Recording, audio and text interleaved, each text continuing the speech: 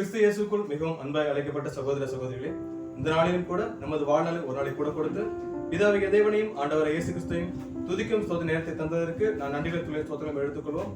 அது மட்டும் இல்லாமல் காரைக்குடி சபையின் அன்பின் வாழ்த்துக்களையும் நாம் தெரிவித்துக் கொள்கிறோம். ஸோ நம்ம தொடர் வேதாகமப்பா உன்னத பாட்டு பார்த்துட்டு இருக்கிறோம். அதன் அடிப்படையில் இன்னைக்கு வந்து நம்ம 19வது பாகத்துக்குள்ளாக கடந்து வந்துட்டு இருக்கிறோம். ஸோ இன்னைக்கு பார்க்க போற பாடத்தோட தலைப்பு என்ன அப்படின்னு பார்க்கும்போது லீபனோனின் கோபுரம் அப்படிங்கிற தலைப்பின் கீழாக நம்ம ஒரு சில காரியங்களை தியானிக்கலாம்.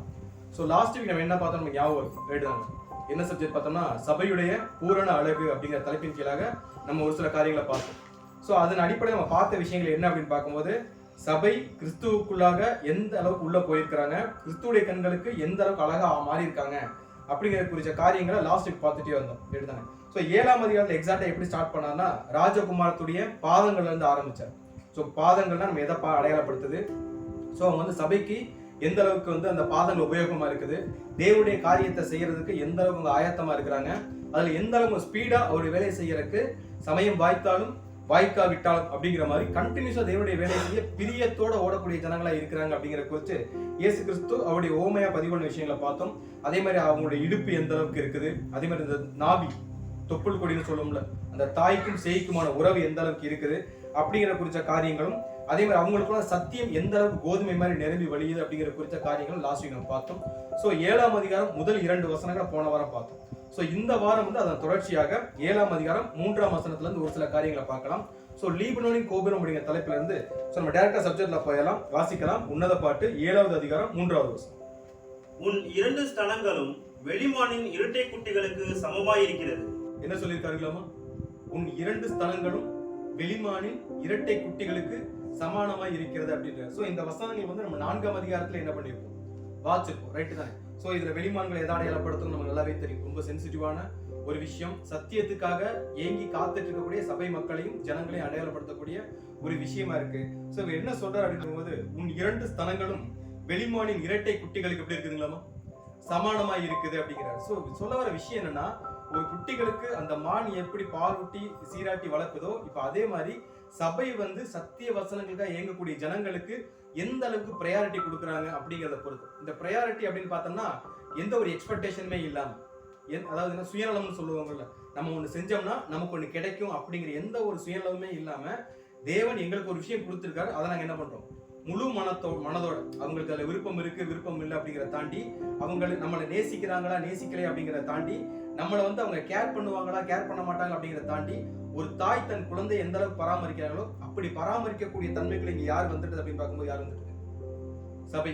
ஸோ இதுக்கு முன்னாடி சபை இருந்த நிலைமைக்கும் இப்ப சபை இருக்கக்கூடிய நிலைமைக்கும் பார்த்தோம்னா ரொம்ப அப்கிரேட் ஆயிட்டாங்க. யாருன்னா கிறிஸ்துடைய சரீரத்துல ஏறக்குறைய இணைந்த நிலைமையில் இருக்கக்கூடிய சபை வந்து தன்னுடைய தனக்கு கீழ் வரக்கூடிய, தனக்கு கீழ்னா அடித்தளத்தை சொல்லுவாங்க, அடுத்த கேட்டகரி பீப்புள்ஸ், அது தெலுக்கூட்டமா இருக்கலாம், பேர் சபை மக்களா இருக்கலாம், யாரா வேணா இருக்கலாம், சத்தியத்துக்குள்ள வளரணும் வாஞ்சியோட இருக்கிறவங்களுக்கு தங்கள்கிட்ட இருக்கக்கூடிய சத்தியங்களை எந்த ஒரு எதிர்பார்ப்பும் இல்லாம அன்பின் நிமித்தம் மட்டும் ஒரு தாய் தன்னுடைய குழந்தையை எப்படி போஷித்து பராமரித்து வழி நடத்துவாங்களோ அதே மாதிரி வழி நடத்தக்கூடிய தன்மையில யார் வந்துட்டது அப்படின்னா யார் வந்துட்டு சபை வந்துட்டாங்க.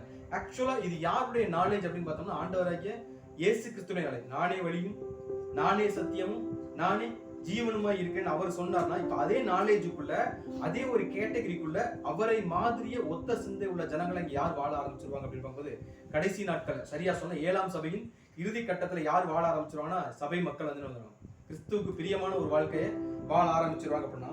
ஸோ எந்த அளவுக்கு தேவனுக்கு பிரியமான வாழ்க்கையை வாழ்றாங்க, அது எதன் அடிப்படையில் அவங்க செய்யறாங்க அப்படின்னு பார்க்கும்போது நம்ம அதிகமா படிச்ச வசனங்களை நம்ம வாசிக்கலாம். 1 கொரிந்தியர் 13வது அதிகாரம் 4 முதல் 8 வசனங்கள். அன்பு நீடிய சாந்தமும் தயவும் உள்ளது, அன்புக்கு பொறாமை இல்லை, அன்பு தன்னை புகழாது, இருமாப்பாய் இராது, அயோக்கியமானதை செய்யாது அப்படின்னா இந்த கேட்டகரிக்குள்ள யார் வந்துருவா? நம்ம உன்னத பாட்டு 1 கொரிந்தியர் 13 நம்ம படிச்சிருக்கோம். இது மொத்தமே யாருக்கு அடையாளப்படுத்தினா சபைக்கு மட்டுமே அடையாளப்படுத்தும். காரணம் என்ன அப்படின்னு பார்க்கும்போது இதுக்கு மேல இருக்கக்கூடிய கேட்டகரி, அதாவது முதல் வசனங்களை பார்த்துருப்போம், தீர்க்க தரிசனம் சொல்றது, அந்நிய பாஷையை பேசுறது, அதே மாதிரி வியாக்கியானம் பண்றது, சத்திய வசனங்களை பகுத்து போதிக்கிறது, இதை எல்லாருமே பண்ணிடலாம் ரைட்டு தானே. இதை யார் வேணா பண்ணிடலாம், சத்தியத்தை நல்லா படிச்சு அதை புரிஞ்சுக்கக்கூடிய கெப்பாசிட்டி இருந்துச்சுன்னா இது யார் வேணா பண்ணிடலாம். ஆனா இந்த 4ஆம் வசனத்துக்கு கீழே இருக்கக்கூடிய விஷயங்கள் அப்படிங்கிறது கிறிஸ்துடைய கிரியை சம்பந்தப்பட்ட விஷயம், கிறிஸ்துடைய குணலட்சணங்கள் சார்ந்த விஷயம், கிறிஸ்துடைய எப்படி வழி நடக்கணும், மற்ற ஜனங்களுக்கு நம்ம எப்படி முன்மாதிரியா காட்டணும் அப்படிங்கிற சார்ந்த விஷயங்கள். இது இந்த குவாலிட்டி எல்லாருக்குள்ளே வந்தமான ஒரு கேள்வி கேட்டோம்னா அன்பு அயோக்கியமானதே செய்யாது. அப்படி இருப்பமான ஒரு கேள்வி கேட்டா, சோ அப்படி இருக்கிறவங்க தான் யாரு? சபை. சோ இது எந்த அளவுக்கு முக்கியமானா, அன்பு நீடிய சாந்தமும். அன்புக்கு என்ன வராதுங்களாமா? பதட்டப்பட்டு ஒரு விஷயத்தை என்ன பண்ண மாட்டாங்க, முடிவெடுக்க மாட்டாங்க. எமோஷனல் டிசிஷன் என்ன பண்ண மாட்டாங்க, எடுக்க மாட்டாங்க. அவங்களுக்கு அவங்க நினைக்கிறதா சரின்ற சிந்தனைக்கு யாரும் போக மாட்டாங்க. சோ அன்பு நீடிய சாந்தமும் தயவும் உள்ளது, அன்புக்கு பொறாமை இல்லை. அன்பு தன்னை என்ன பண்ணாதுங்களாமா? புகழாது. இங்க நமக்கு எக்ஸ்பெக்டேஷன் என்ன பண்ணக்கூடாதுங்களாமா? நம்ம ஒரு விஷயம் பண்றோம்னா திருப்பி நமக்கு ஒண்ணு கிடைக்கணும் அப்படிங்கிற சிந்தனையோ, இல்ல நம்மள 4 பேர் பாராட்டணும், ரெகக்னைஸ் பண்ணணும் அப்படிங்கிற சிந்தனை யாருக்கு இங்க இருக்காது? சபையை பொறுத்தவரைக்கும் நான் செய்யறேன், அவ்வளவுதான். நான் என்ன பண்ண போறேன்? நான் என் குழந்தைக்கு ஒரு தாய் எப்படி அந்த குழந்தைய பால் ஊட்டுவாங்களோ அதே மாதிரி நான் என் சகோதரருக்கு என்ன பண்றேன்? நான் செய்யறேன். இதுல எந்த ஒரு எக்ஸ்பெக்டேஷன் யாருக்கு இருக்காது. சோ ஏதாவது ஒரு எக்ஸ்பெக்டேஷன் நமக்குள்ள வந்துருச்சுன்னா கூட நம்ம யாரா இருக்க வாய்ப்பு இல்லாம போயிடும், சபையா இல்லாம போயிரும் அப்படிங்கிற சூழ்நிலை போயிரும். ஆனா கடைசி நாள் கூடிய சபை எப்படி இருக்கும் அப்படின்னு பார்க்கும்போது, அன்பு தன்னை புகழாது, இருமாப்பாய் இராது, அதே மாதிரி அயோக்கியமானதை செய்யாது, தற்பொழிவை நாடாது, சினம் அடையாது, தீங்கு நினையாது, அநியாயத்தில் சந்தோஷப்படாமல் சத்தியத்தில் சந்தோஷப்படும், சகலத்தையும் தாங்கும், சகலத்தையும் விசுவாசிக்கும், நம்பும், சகிக்கும். இதுதான் எதோட கேட்டகரி? சோ மேற்கொண்ட வசனங்களை எளிமையா செஞ்சுட்டா கூட இந்த கிரியையில காட்டக்கூடிய செயல்கள்ல யார் இங்க விழுந்து அதிகமா விழுந்து போயிடுவாங்க அப்படின்னு பார்க்கும்போது சபை என்ன பண்ணிடுவாங்க. ஏன்னா நம்ம சத்தியங்களை பேசுவோம், நிறைய உபதேசங்களை பண்ணிடுவோம், நிறைய பிரசங்கங்களை பண்ணிடுவோம், நிறைய வேலைகளை செஞ்சுருவோம். பட் அதை நம்ம கிரியைகளை காட்ட முடியுமான்னு கேட்டா, யாக்கோபுல சொல்லியிருப்பாருங்களே, கிரியை இல்லாத விசுவாசம் செத்ததா இருக்குது, அதனால யாருக்கும் எந்த பிரயோஜனமே இல்லைன்ட்டு. சோ அந்த கிரியையில காட்டக்கூடிய இடத்துலதான் இங்க யாரு விழுந்துருவா அப்படின்னா நம்ம விழுந்துருவோம்.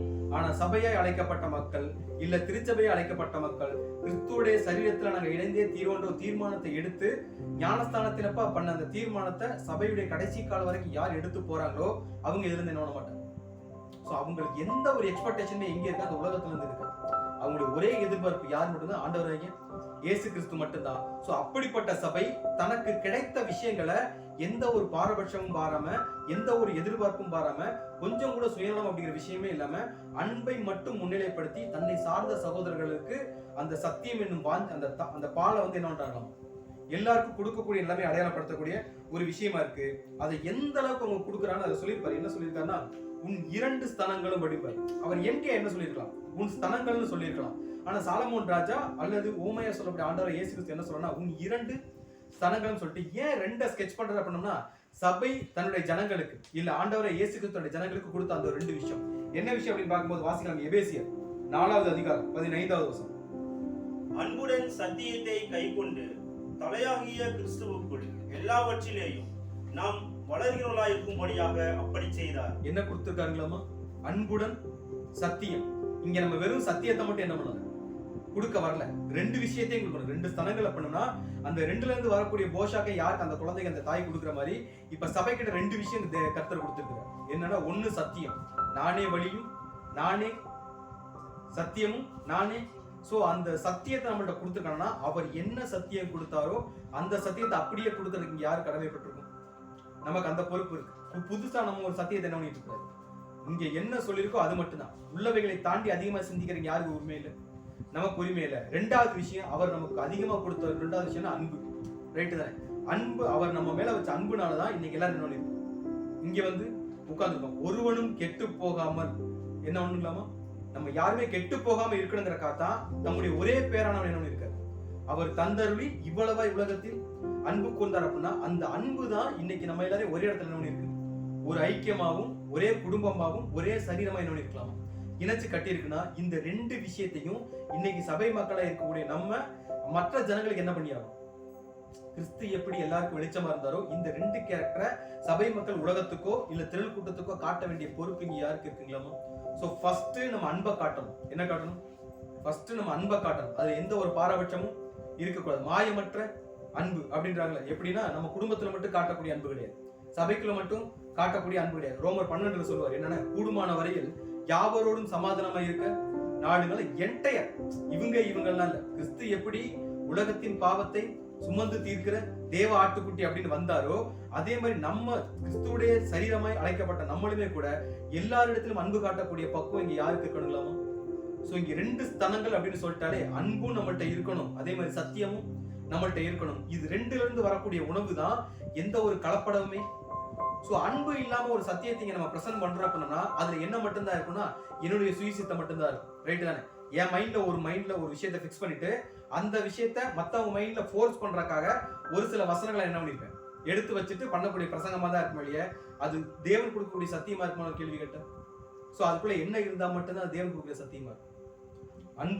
அன்புங்கிற ஒரு நோக்கம் இருந்தா மட்டும்தான். நம்ம ரீசெண்டா கூட பார்த்துருக்கோம், ஒரு டாக்டர் ஒரு பேஷண்ட்டை ட்ரீட் பண்ற மாதிரி, பேஷண்ட் நோயாளி தான், அதுல எந்த ஒரு மாற்று கருத்துமே கிடையாது. பட் அவங்க குணப்படுத்தணும் அப்படிங்கிற இன்டென்ஷன் இருந்துச்சுன்னா மட்டும்தான் அதுக்கேற்ற மருந்தை கொடுக்க முடியும். இல்ல ஏதாவது ஒரு மருந்தை கொடுப்போம், நம்மகிட்ட என்ன மருந்து இருக்கோ அந்த மருந்தை கொடுப்போம்னு கொடுத்தா அந்த நோயாளி கியூர் ஆகிற கேட்டா கியூர் ஆகிறதுக்கு வேலையே கிடையாது. ஸோ அந்த பேஷண்ட்டுக்கு என்ன மருந்து கொடுக்கணுமோ அந்த மருந்தை தான் யார் கொடுக்கணும், அந்த நாலேஜ் யாருக்கு மட்டும், அந்த டாக்டருக்கு மட்டும்தான் இருக்கணும்.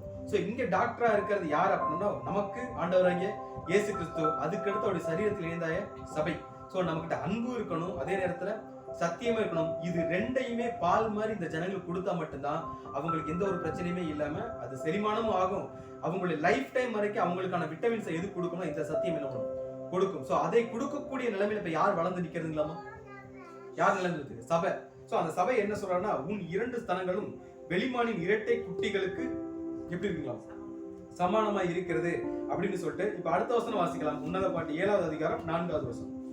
உன் கழுத்து யானை தந்தத்தினால் செய்த கோபுரத்தை போலவும், உன் கண்கள் எஸ்போனிலே பத்ரபீம் வாசலண்டையில் இருக்கும் குளங்களை போலவும், உன் மூக்கு தமஸ்கூவின் திசையை நோக்கும் லீபனோனின் கோபுரத்தை போலவும் இருக்கிறது. எப்படி இருக்குதுங்களாமா? சோ உன் கழுத்துன்னு ஆரம்பிக்கிறார். சோ பாதத்தில் ஆரம்பிச்சாரு, அதுக்கடுத்து தொடைப்பகுதிக்கு வந்தாரு, ஸ்ட்ராங்கா எந்த அளவுக்கு இருக்கிறீங்கன்னு சொன்னாரு. அதுக்கடுத்து நாவி, வயிறு, இப்ப எங்கே வந்துட்டாருங்களாமா? அடுத்து 2 ஸ்தனங்கள், அதுக்கடுத்து இப்ப கழுத்து பகுதி. ஒரு ஸ்டெப் பை ஸ்டெப்பா என்ன பண்ணிட்டு இருக்காரு, ரிவர்ஸ் ஆர்டர்ல கீழ இருந்து மேல் நோக்கி யார் வந்துட்டு இருக்கிறதுங்களாமா? சோ 7வது நம்ம லாஸ்ட் வீக்கே பார்த்தோம். சோ கீழான நிலைமையில இருந்தால் கூட சபையுடைய மொத்த மனநிலை எங்க எதை நோக்கி இருக்குதுங்களாமா? கீழானவைகள் அல்ல, நீ எதை நாடுங்க, மேலானவைகள் நாடக்கூடிய நிலைமையில இப்ப யார் இருக்காதுங்களாமா? சோ அதை அடையாளப்படுத்துற மாதிரி சோ பாதத்துல இருந்து ஆரம்பிச்சு ரிவர்ஸ் ஆர்டர்ல முதல்ல பாதம், அதுக்கடுத்து தொடைப்பகுதி, அதுக்கடுத்து இடுப்பு, அதுக்கடுத்து நாவி அதாவது தொப்புள், அதுக்கடுத்து வயிறு, அதுக்கடுத்து ஸ்தனங்கள், இப்ப எங்க வந்திருக்காரு. சோ அந்த கழுத்து எப்படி இருக்கு அப்படின்னு பார்க்கும்போது, உன் கழுத்து யானை தந்தத்தினால் செய்த எப்படி இருக்கலாம் கோபுரத்தை போல இருக்கு அப்படிங்கிற. சோ கழுத்துங்கிறத எதை அடையாளப்படுத்தும்? நம்ம இதை 4ஆம் அதிகாரத்திலே படிச்சிடும். இது எல்லா விஷயங்களுமே கிறிஸ்து எங்க பேசியிருப்பாரு, 4ஆம் அதிகாரத்திலே பேசியிருப்பாரு, ரைட் தானே? சோ அந்த கழுத்து எதை அடையாளப்படுத்தும்னா தலையையும் சரீரத்தையும் இழுத்து பிடிக்கக்கூடிய ஒரு விஷயம், ரைட் தானே?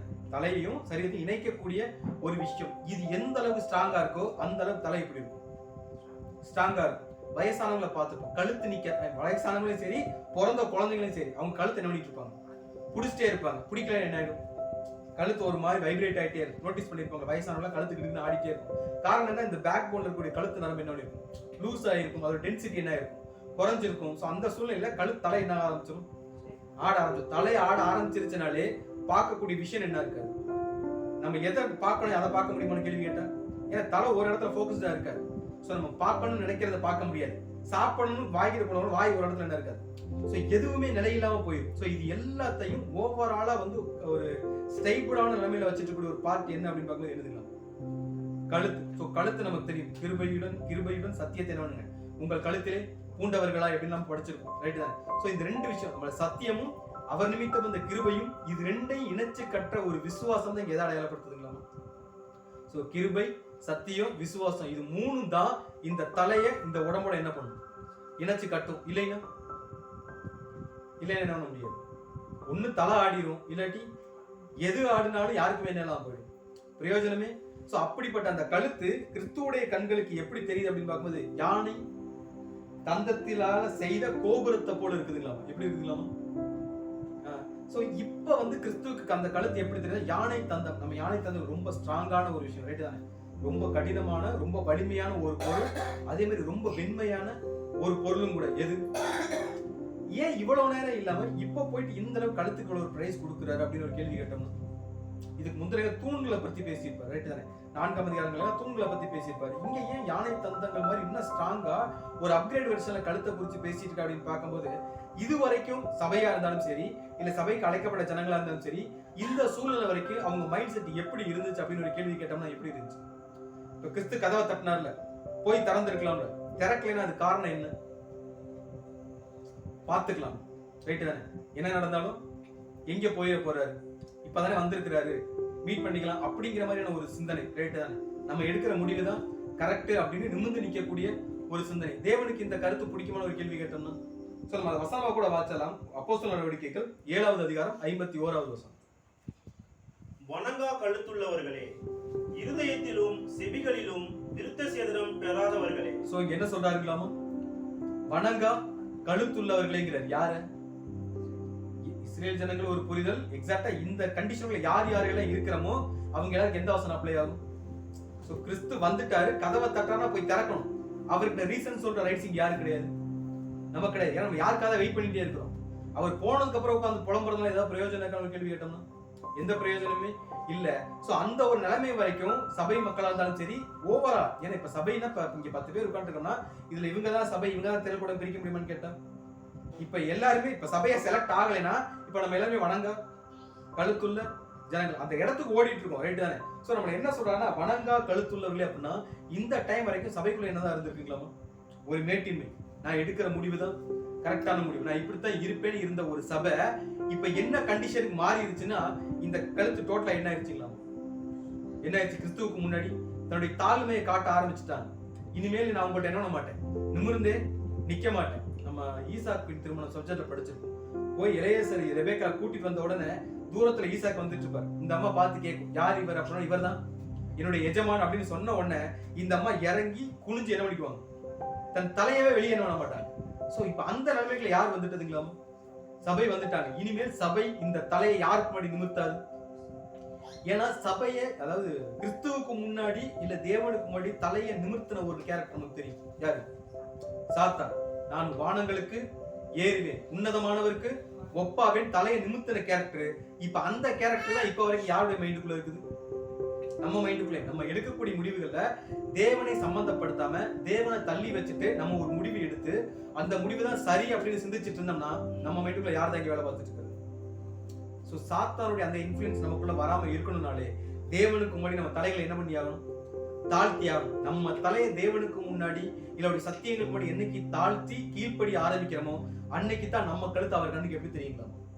யானை தந்தத்துல செய்யப்பட்ட கோபுரம் மாதிரி தெரியுங்களா? கோபுரம்னா புரியுதுங்களா? சோ இந்த கோபுரம்னா இந்த தலை இப்படியே இருக்கணும். இப்படி இருந்துச்சுன்னா மட்டும்தான் ஃப்ரண்ட்ல வர்றது கரெக்டா தப்பா நமக்கு நம்மளை நோக்கி யாராவது வர்றாங்களா இல்லையாங்கிற விஷயமே தெரியும். இந்த கோபுரம் உடஞ்சு சாஞ்சிருச்சுன்னா நமக்கு முன்னாடி எதிரி வந்தா தெரியுமா ஒரு கேள்வி கேட்டா யாரு முன்னாடி வந்தாலும் தெரியும். ஏன்னா கழுத்து எங்கே பார்த்துட்டு இருக்கும்? தலையை பார்த்துட்டு இருக்கும். ஸோ கீழே நடக்கிற விஷயங்களும் தெரியுமே வெளியே, மேல நடக்கிற விஷயங்கள் என்ன பண்ணாதுங்களா? தெரியாது. இப்ப சபைக்கு கீழே நடக்கிற விஷயங்கள் எதுவுமே தெரியல. எது மட்டும் தான் தெரியுதுங்களாமா? மேல் நோக்கி பார்க்கக்கூடிய சிந்தனை யாருக்கு வந்துருச்சு அப்படின்னு பார்க்கணும். யாருக்கு வந்துச்சு? ஸோ கீழானவைகளை அல்ல, எதை நாடுங்க? மேலானவங்க நாடக்கூடிய நிலைமைக்கு யாருங்க? சபை வந்துட்டாங்க அப்படிங்கிறதா இங்க அவர் என்ன சொல்ற அப்படின்னு பார்க்கும்போது, உன் கழுத்து யானை தந்தத்தால் செய்யப்பட்ட கோபுரம் மாதிரி இருக்குது அப்படிங்கிற. ஸோ யானை தந்தம் பயங்கர வலிமையான ஒரு விஷயம், பயங்கர ஸ்ட்ராங்கான ஒரு விஷயம். அதே மாதிரி பியூர் ஒயிட் கலர்ல இருக்கக்கூடிய ஒரு விஷயம். ரைட் தானே? ஒயிட்ல எதை அடையாளப்படுத்தும்? பரிசுத்தமான ஒரு நிலைமை. எதோட கழுத்துங்களா? சோ கிறிஸ்து சொல்றாரு சபையுடைய கழுத்து பரிசுத்தமான நிலைமையில உலகத்துல இருந்து எந்த ஒரு ஆபத்தும் தாங்கக்கூடிய ஸ்ட்ராங்கான நிலைமையில இருந்தாலுமே கூட தேவனுக்கு தன்னுடைய தாழ்மையை காட்டுறாங்க இடத்துல யார் இருக்காங்களா? சோ முழுக்க முழுக்க தாழ்மையை காட்டினே கூட உலகத்துல இருந்து வரக்கூடிய, ஐ மீன் சாத்தான் இடத்துல வந்து வரக்கூடிய எல்லா ஆபத்துகளையும் எதிர்க்கக்கூடிய பக்குவத்துல யார் இருக்கிறது? சோ இது வரைக்கும் வணங்கா கழுத்துள்ள ஜனங்கள் இந்த நிமிஷத்துல எப்படி கிறிஸ்துவுக்கு ஒரு பிரியமான ஜனங்களா தெரியுறாங்க அப்படின்னு பார்க்கும்போது தேவன் அவங்கள்ட்ட எதிர்பார்த்த ஒரு விஷயம். பிதாவாகிய தேவன் சபையா அழைக்கப்பட்ட நம்ம கிட்ட எதிர்பார்த்த ஒரு விஷயத்த சபை என்ன பண்ணிட்டாங்க? இப்ப கொடுத்துட்டாங்க. சோ எந்த விஷயத்த சபை கொடுத்திருக்காங்க அப்படின்னு பார்க்கும்போது நம்ம ஒரு வசனம் வாசிக்கலாம். மீகா 6வது அதிகாரம் 8ஆம் வசனம். மனுஷனே, நன்மை இன்னதென்று அவர் உனக்கு அறிவித்திருக்கிறார். சோ அவர் கிளியரா சொல்லிட்டார். என்ன சொல்லிட்டாங்களாமா? மனுஷனே, நன்மை இன்னதென்று அவர் உனக்கு என்ன பண்ணிட்டார்? இது நல்லதுன்னு தெரியும். கழுத்து பேப்பர் இருக்குதுங்களாமா? வானத்தை பார்த்துட்டு இருக்கு, மேலானவைகளையே நாடிட்டு இருக்கு. அப்படின்னா கழுத்து மேல பார்த்துட்டு இருக்குனாலே இப்ப நமக்கு நல்லதும் தெரியும் கெட்டதும் தெரியும். ரைட்? கீழே மட்டும் பார்த்துட்டு இருந்தா என்ன மட்டும் தான் தெரியும்? கெட்டது மட்டும் தான் தெரியும். நல்லது என்ன பண்ணாது? தெரியவே தெரியாத பட்சத்துல இப்ப நமக்கு நல்லதும் தெரியுது. அதே மாதிரி சோ மனுஷனே, நன்மை இன்னதென்று அவர் அறிவித்திருக்கிறார். நியாயம் செய்து என்ன செய்யணுங்களாமா? நியாயம் செய்து இரக்கத்தை சிநேகித்து. எந்த இரக்கத்தை? ஒண்ணு தேவனிடத்திலிருந்து நமக்கு வர இரக்கம். அதே இரக்கத்தை நம்ம எங்க காட்டியாகும்?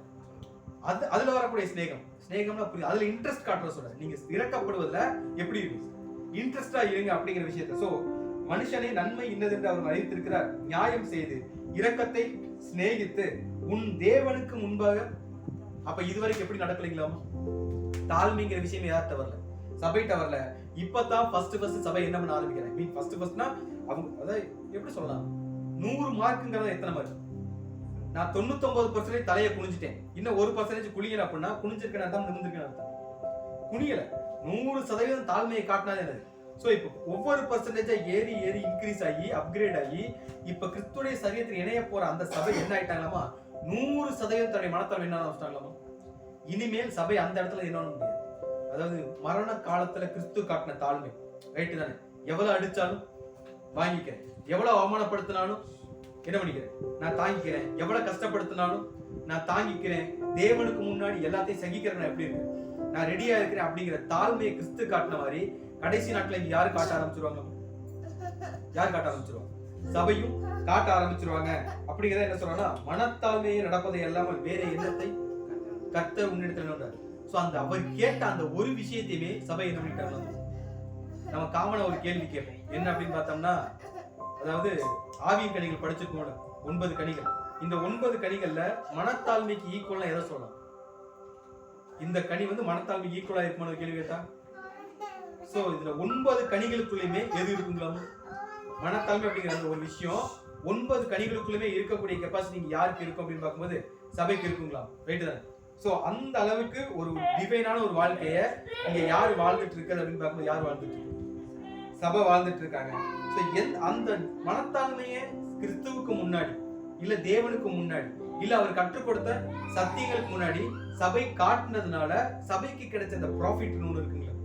இதை காட்டினா நமக்கு என்ன கிடைக்கும் அப்படின்னு பார்த்தோம்னா, இன்னொரு வசனம் வாசிக்கலாம். நீதிமொழிகள் 22வது அதிகாரம் 4வது வசனம்.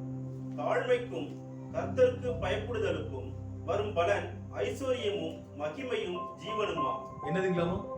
ஃபர்ஸ்ட் என்னதுங்களாமா? தாழ்மைக்கும். ஃபர்ஸ்ட் என்னது? தாழ்மைக்கும் கர்த்தருக்கு பயப்படுதலுக்கும். ரெண்டாவது என்னதுங்களாமா? ஃபர்ஸ்ட் நமக்கு தாழ்மை வேணும். ரெண்டாவது பிதாவைய தேவனுக்கு பயப்படக்கூடிய அந்த தெய்வீக பயம் யார்கிட்ட இருக்கணும்? நம்மள்ட்ட இருக்கணும். ரைட்டு தான். தெய்வீக பயம்னா எப்படி புரிஞ்சுக்கலாம்? எப்படி புரிஞ்சுக்கலாம்? தேவனை பார்த்து பயந்துட்டே இருக்கணுங்களா? அப்படி கிடையாது.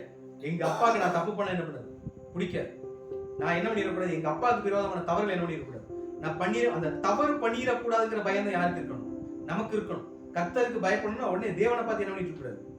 ஏன்னா பைபிள் இன்னொரு வசனம் என்னன்னா, பூரண அன்பு பயத்தை என்ன பண்ணிடலாமா? புறம்பே தள்ளும். பூரண அன்பு இருந்துருச்சுனாலே நம்ம என்ன பண்ண மாட்டோம்? தவறு பண்ண மாட்டோம். யாருக்கு விரோதமா? தேவனுக்கு விரோதமா, சத்தியத்துக்கு என்ன பண்ண மாட்டோம். நம்ம தவறு பண்ணாம இருந்தாலே நம்ம யாருக்கு பயப்படுற மாதிரி ஆயிரும்? ஏன்னா தப்பு பண்ண யாருக்கு பிடிக்காது. சோ தேவனுக்கு பயப்படக்கூடிய பயம் என்பது இந்த உலகத்துல பாவத்துக்கு நம்ம என்ன பண்ணிடக்கூடாது, இடம் கொடுக்காம இருக்கக்கூடிய அந்த ஒரு நிலைமை அடையாளப்படுத்தக்கூடிய விஷயமா இருக்கு.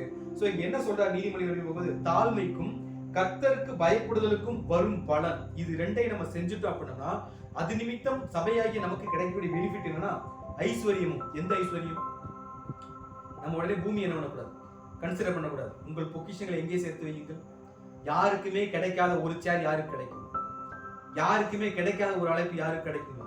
நமக்கு கிடைக்கும். யாருக்குமே கிடைக்காத ஒரு வாய்ப்பு. அதே மாதிரி புத்திர சுவிகாரம் என்னன்னு சொல்றது, அப்பா பிதாவின்னு சொல்ற புத்திர சுவிகாரம் யாருக்கு கிடைக்கும்? சோ இந்த ஐஸ்வர்யத்தை யாருக்கு கொடுப்பாருங்களா? நான் உங்களுக்கு தரேன்னு சொல்லிட்டு அதே மாதிரி வரும் பலன் ஐஸ்வர்யமும் மகிமையும். மூணாவது ஜீவனுமா. ஏன்னா ஜீவனுக்கே இங்க யாரு தான் அதிபதி அப்படின்னா ஆண்டவராகிய இயேசு கிறிஸ்து. அந்த ஒரு விஷயத்தை இப்ப யாருக்கு கொடுக்க ரெடியா இருக்கிறார்களாமா? அந்த அழியாமை அப்படின்னு சொல்லி எவர் லாஸ்டிங். சோ அந்த அழியாமை எப்படி கிறிஸ்து தரிச்சிருக்கிறாரோ அதே உடைய இப்ப யாருக்கு கொடுக்க ரெடியா இருக்கிறாரு? நமக்கு. காரணம் என்னன்னா சபை இப்ப எதை ப்ரூவ் பண்ணிட்டாங்கன்னா, நாங்க கர்த்தருக்கு என்ன பண்றோம்? பயப்படுறோம். பாவத்துக்கு விலகி என்ன பண்றோம்? நின்றுட்டு இருக்கோம். மனத்தாழ்மை தேவனுக்கு முன்னாடி எப்பவுமே என்ன பண்ணிட்டு இருக்கோம்? காட்டிட்டு இருப்போம். அப்படிங்கிற ஒரு சுயாதீன முடிவுக்குள்ள இங்க யார் வந்துட்டதுங்களா?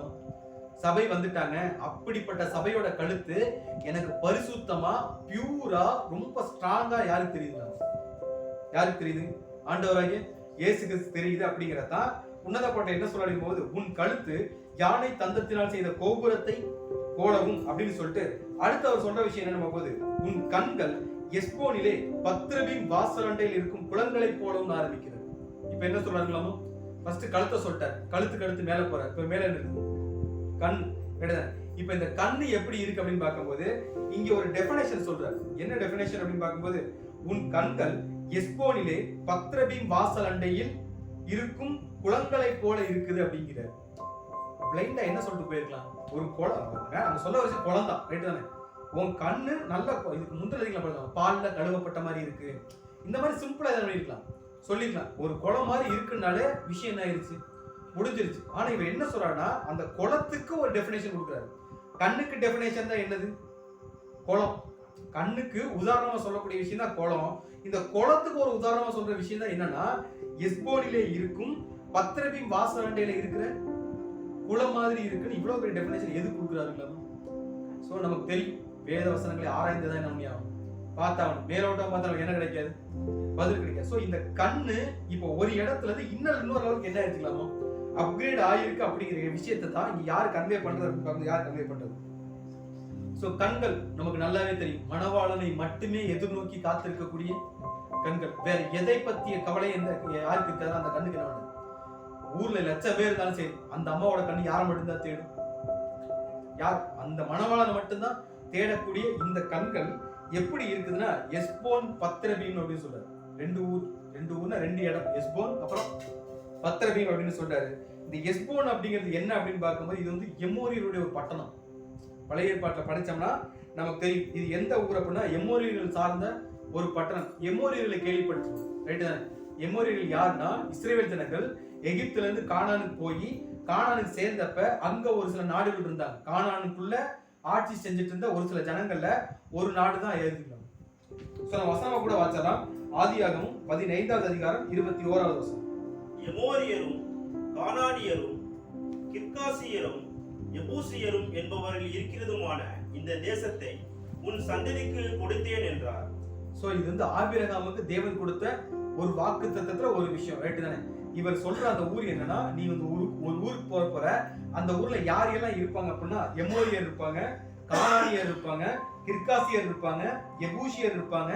இவங்கெல்லாம் சொந்தமா வச்சிருக்க அந்த ஒரு ஊரை இப்ப யாருக்கு நான் கொடுக்க போறேன், நான் உனக்கு சொந்தமா என்ன பண்றேன், நான் தர்றேன் அப்படின்னு சொன்ன ஊர்ல என்ன கானான் தேசம். சோ அந்த தேசத்துக்குள்ள ஒரு ஊர் தான் என்னதுன்னா இந்த எமோரியர் அப்படிங்கிற இந்த பட்டணம். இந்த எமோரியோட தலைநகரமா கருதப்பட்ட ஒரு விஷயம் தான் என்னது அப்படின்னா, இந்த எஸ்போன் அப்படிங்கிற அந்த ஒரு ஊர். அப்படி சிம்பிளா புரிஞ்சுக்கலாம், ரைட்டுங்களா. இந்த எஸ்போன் அப்படிங்கிற ஊர் எப்படி பார்த்தோம்னா, இதுல இந்த பத்ரபீம் அப்படிங்கிற வார்த்தை என்ன அர்த்தம் சொல்றாரு போது, குளங்களின் வாசல்னு சொல்றாரு. என்னன்னா கேட் ஆஃப் த பூல்ன்ற மாதிரி சொல்றோம். ஒரு குளத்தோட வாசல், அந்த வாசலோட பேர் தான் என்னது. நம்ம இஸ்ரேல்ல படிச்சிருக்கோம், இஸ்ரேல் தேசத்துக்கு 8 வாசல் இருக்கு, ஆட்டு வாசல் அப்படி ஒரு 8 வாசல் இருக்கும்ல. சோ இந்த மாதிரி ஒரு வாசல் தான் எங்கன்னா அங்கேயும் இருந்த வாசல். அதாவது ஒரு குளத்துக்கு இருந்த ஒரு வாசல் தான் என்னதுன்னா அந்த பத்ரபீம் அப்படிங்கிற வாசல். இந்த குளத்துக்கான இம்பார்ட்டன்ட் என்னன்னா, அந்த ஊருக்குரிய ஒரு அடையாளம். நெட்ல சர்ச் பார்த்தா எத்தான் போட்டிருந்தாங்க, என்னன்னா அந்த ஊருக்குரிய ஒரு அடையாளமா கருதப்பட்ட இடம் தான் என்னன்னா இந்த பத்ரபீம் குளம் அப்படின்னு புரிஞ்சுக்கலாம். பத்ரபீம் வாசல், அந்த வாசலுக்கு இருந்த அந்த குளம் வந்து அந்த ஊருடைய அடையாளம்னா புரியுது. அடையாளம்னா என்னது, அந்த இடத்த சொன்னாலே அந்த ஊர் என்ன ஒண்ணு தெரியும், ரைட் தானே. ஒவ்வொரு ஊருக்குன்னு ஒரு தனிச்சிறப்புன்னு ஒண்ணு இருக்கும், ரைட் தானே. சோ அந்த மாதிரி ஒரு விஷயம் புரியுதுங்களா சொல்ல ஒரு விஷயம். சோ அந்த மாதிரி ஒரு மேட்டர் தான் இந்த குளம். இந்த குளத்தை சொன்னாலே எந்த ஊர் தெரியும், பத்ரபீம் அப்படிங்கிற ஒரு ஊரு, ஐ மீன் எஸ்போன் அப்படிங்கிற ஒரு ஊர் அப்படிங்கிற விஷயம் தெரிகிற அளவுக்கு ஒரு பிரபலமான ஒரு குளம் தான் என்னன்னா இந்த ஒரு குளம். ஆனா பிரச்சனை என்னன்னா, இந்த குளம் யார்கிட்ட இருக்கு அப்படின்னு பார்க்கும்போது யார்கிட்ட இருக்குன்னா எமோரியர்கிட்ட இருக்கு. எமோரியல் ஆக்சுவலா யாருன்னா ஒரு புறஜாதி. கானான் தேசத்தை தேவன் இவங்க கையில கொடுக்குறாருன்னா, கொடுத்ததுக்கு அப்புறம் தான் யாருடைய தேசமா மாறும், இவங்க தேசமா மாறும். அது வரைக்கும் அது யாருக்குரிய தேசம் தான், எபூசியருக்கு, எமோரியருக்கு, கிர்காசியர், கானானியர்னு சொல்லிட்டு இந்த மாதிரி ஒரு சில ஜனங்களுக்கு சொந்தமான தேசத்தை தான் இப்ப யாரு கொடுக்க போறாங்களாமா, யாரு கொடுக்க போறாரு. சோ ஒரு ஊர்ல ஒரு ஊரோ ஒரு குளமோ இருந்தால் யாருக்கு சொந்தமான தேசம், யாருக்கு சொந்தமான குளம்னா ஜனங்களுக்கு. ஜனங்கள் பயன்பாட்டுக்காக, ஜனங்கள் யூஸ் பண்றதுக்காக இருக்கக்கூடிய விஷயம் தான் இருக்கலாம் ஒரு குளம் இல்ல ஒரு ஊர்.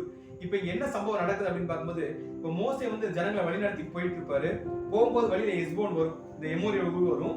இந்த ஊர் வழியா நாங்க கிராஸ் பண்ணி போறோம் அப்படின்னு சொல்லும் போது யார் விட மாட்டா, அந்த ஊர் ராஜா என்ன பண்ண மாட்டார், விடமாட்டேன்னு சொன்னதுனால இவங்க சண்டை போட்டு அந்த ஊரையும் அந்த குளத்தை யாரும் சொந்தமா மாத்திக்குவாங்க, இவங்களுக்கு சொந்தமா மாத்திக்குவாங்க. அப்படிப்பட்ட ஒரு குளம் மாதிரி தான் யார் கண்ணு இருக்குங்களாமா, உங்களோட கண்ணு இருக்கு அப்படின்னு சொல்றாரு.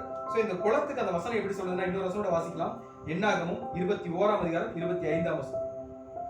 இஸ்ரவேலர் அந்த பட்டணங்கள் யாவையும் பிடித்து எஸ்போனிலும் அதை சார்ந்த எல்லா கிராமங்களிலும் எமோரியருடைய எல்லா பட்டணங்களிலும் குடியிருந்தார்கள். சோ இவர் வழிவிட மாட்டேன்னு சொன்ன உடனே மோசே போய் அவங்கள சண்டை போட்டு அவங்கள அழிச்சிட்டு எஸ்போனையும் சரி எமோரிய பட்டணத்தையும் சரி யாருக்கு சொந்தமாக்கிட்டார்களாமோ? இவருக்கு சொந்தமாக்கிட்டாருனாலே அதுக்குள்ள இருக்க குளமும் அந்த அடையாளம் யாருக்கு தான் சொந்தமாகும்? சோ எஸ்போன்னாலே அன்னைக்கு இருந்த டக்குனு ஞாபகம் ஒரு விஷயம் என்னதுன்னு கேட்டா, இப்ப மதுரைனா வைகை நதினு சொல்லுவோம், ரைட் தானே? இப்ப திருநெல்வேலி சைடு இருக்கேன் தாமிரபரணி இந்த மாதிரி சொல்லுவாங்கல்ல. சோ இந்த மாதிரி இப்ப எஸ்போன் அல்லது எமோரியர் அப்படின்னு சொல்லிட்டாலே அவருக்கு ஞாபகம் வர விஷயம் என்ன? இப்ப நம்ம எடுத்துக்கோமே, இப்ப கானான்னு சொன்ன நமக்கு ஞாபகம் வர விஷயம் என்னது?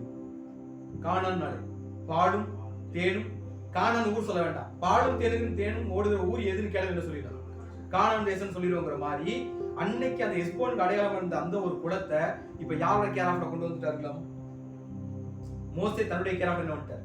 சோ யாருக்குமே பயன்படுத்த கூடாது அந்த ராஜா என்ன பண்ணிட்டு இருந்தார்? இவங்க உள்ளே விடக்கூடாது, இந்த குளம் யாருக்கு மட்டும் தான் சொந்தம், எனக்கு மட்டும் தான் சொந்தம், இதை யாரும் நான் பயன்படுத்தி விட மாட்டேன்னு சொல்லிட்டு அந்த ஒரு நிலைமையை உடைச்சு இப்ப மோசே அவங்களை ஜெயிச்சு இந்த குளம் இப்ப எல்லாருக்குமே பயன்படுத்தலாம் அப்படிங்கிற இடத்துக்கு யார் கொண்டு வந்து விட்டதுங்களா? சரி, இதுக்கும் சபையுடைய கண்ணுக்கு என்ன சம்பந்தம் ஒரு கேள்வி கேட்டோம்னா, இங்க எதுதான் இந்த எஸ்போனுடைய குளத்தை எது கம்பேர் பண்ணிட்டு இருந்தாரு? சபையுடைய கண்களுக்கு சொல்லிட்டு இருக்காருன்னா இந்த சம்பவத்துக்கும் இந்த கண்ணுக்கும் என்ன சம்பந்தம் அப்படின்னு கேட்டோம்னா, குளம் அப்படின்னாலே ஒரு விஷயத்த மைண்ட்ல வச்சுக்கலாம். குளத்துக்கு ஒரு கண்ணுன்னு வச்சுக்கோமே, குளத்துக்கு கண்ணுக்குன்னு வச்சுக்கோம், அந்த கண்ணு எங்க மட்டும்தான் பார்க்கும்? குளத்துக்குன்னு ஒரு கண்ணு இருந்துச்சுன்னா அது எங்க மட்டும்தான் பார்த்தாகணும்? மேல மட்டும்தான் பார்த்தாலும். எவ்வளவு அதுல தண்ணி எடுத்தாலுமே கூட அதோட பார்வை என்ன பண்ணாது? மாறவே மாறாது. ரெண்டாவது விஷயம், இப்ப குளம் மேலேயே பார்த்துட்டு ஒரு கோபத்துல 10 கல்ல தூக்கி உள்ள போடுறோம், அதனால அந்த குளத்துக்கு ஏதாவது பாதிப்பு இருக்கு? அதோட தண்ணியோட அளவு உயர்மை ஒழிய அதோட பார்வையிலேயோ கோணத்திலேயோ அதோட வளர்ச்சியிலேயோ கோணத்திலே ஏதாவது மாறுதல் இருக்கும்? எதுவுமே இருக்காது. அந்த மாதிரி ஒரு குரூப் இந்த உலகத்துல இருக்கலாம். எஸ்போன் நமக்கு தெரியும், உலகத்தை அடையாளப்படுத்தக்கூடிய இல்ல சாத்தானுடைய கட்டுப்பாட்டுக்குள்ள இருக்கக்கூடிய ஒரு இடம். மோசே ஆண்டவராகிய இயேசு கிறிஸ்து அடையாளப்படுத்துது. சோ இவங்க போற இடத்துல இந்த மாதிரி ஒரு இடம் இருக்கு, அங்க அந்த இடத்துக்கு அடையாளமா சபை இருக்கிறாங்க, ரைட் தானே? இந்த உலகத்துக்கு மீட்புக்கு அடையாளமா இருக்கிறது இங்க யாரு? சபை.